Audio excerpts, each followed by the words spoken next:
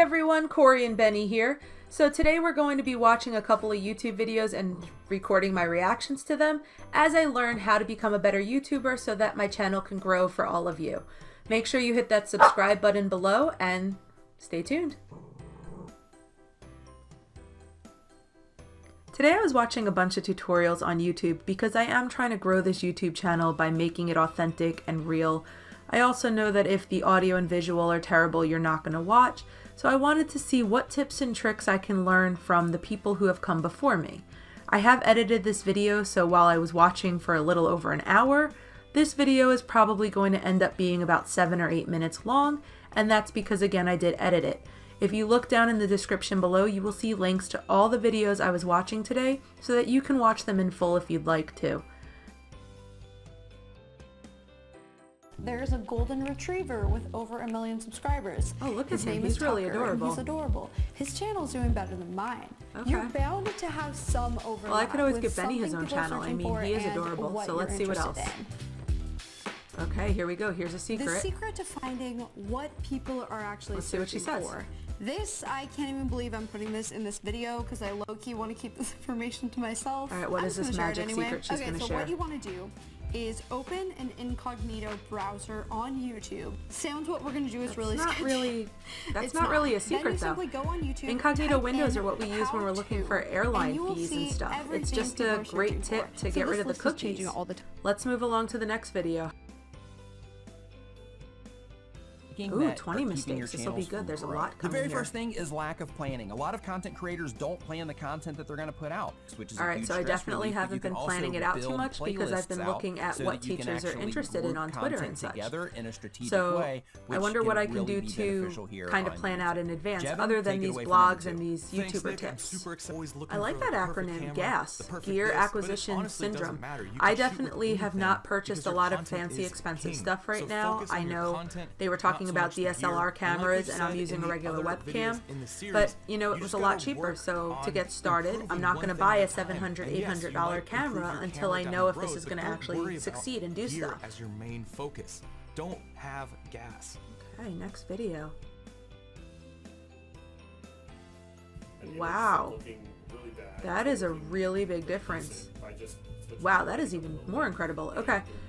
So it seems lighting really is an important thing when it comes to these video recordings. So maybe next week when Amazon is having their Prime Day sale, I will look at maybe purchasing some lighting.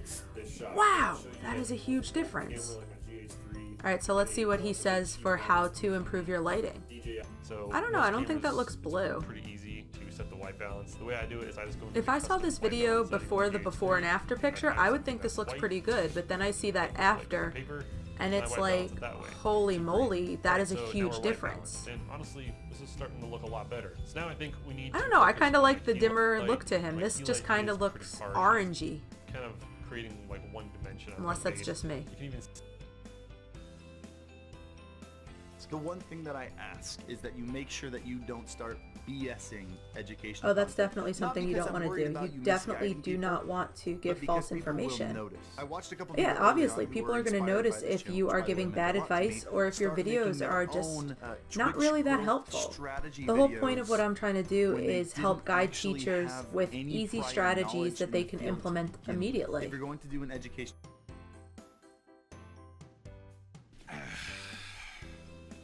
Cheers. Cheers. Strong. Crikey. That is the good stuff. That is. Okay, so he's saying you want to kind of overlap the audio and the visual from two different cuts to try to make it so it's not as choppy. That is actually really interesting. I'm going to have to practice that. I like to overuse transitions a lot. Don't get me wrong, transitions are very, very useful, very effective, and they have their purpose. So I feel the same way about students with transitions in their PowerPoints, because if you notice they tend to do those animations between every single slide. You know, that kind of thing. And they should be used sparingly. You can have too many transitions and they end up becoming super distracting. Okay, so something I haven't done right now is these little text overlays, the bottom third, all of just having little words on the screen. Mine are just a little bit, I've been putting some stuff in the top corner or in the bottom corner, but nothing as extreme as this guy just did. Oh, I thought using music was a good thing. Oh, wrong music. Okay, yeah, that wouldn't be good. feeling that you want your viewers to have. Okay, I can definitely see playing depressing music over a birthday party would not work. I've definitely noticed some people doing that. I try to keep my music around, I think I do it around 5%, which is just enough to cover up the mouse clicks and the deep breaths, but it doesn't really distract from the video itself. At least I don't think it does. This is definitely something I might be guilty of doing right now. I've been doing a lot of editing trying to get rid of Benny barking, or if you know the screen share, the website's taking forever to load. I don't want you guys spending 10-20 seconds watching the load cycle, so I just cut that out. But maybe it is a little too much, so I'm going to definitely pay attention to that. The same mistakes. Okay, so this is going to be our last video for today. We're going to watch this one, Mistakes New YouTubers Make and 15 Tips to Avoid Them. So let's see what they come up with.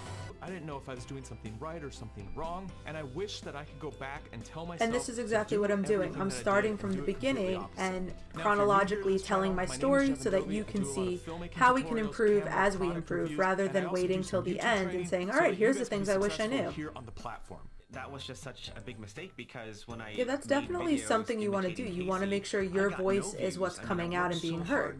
I mean, you can go to anyone teaching you how to use Google and how to use Microsoft, but my voice is kind of why you're going to hopefully be coming to this channel. The little things that I could add to the content that aren't just the content itself. That it resonated with other people, and I started getting traction and views and subscribers, and that's when I finally took off. And so, big lesson learned, you have to be yourself, because if you try to be like another See, this is something we tell our students too, is you have to be yourself, don't imitate what you're seeing from other people. You have to be yourself. And so that was a big mistake on my part, is that I didn't embrace who I was. Thanks for watching today's video. Don't forget to subscribe for more awesome tech tips. Like this one.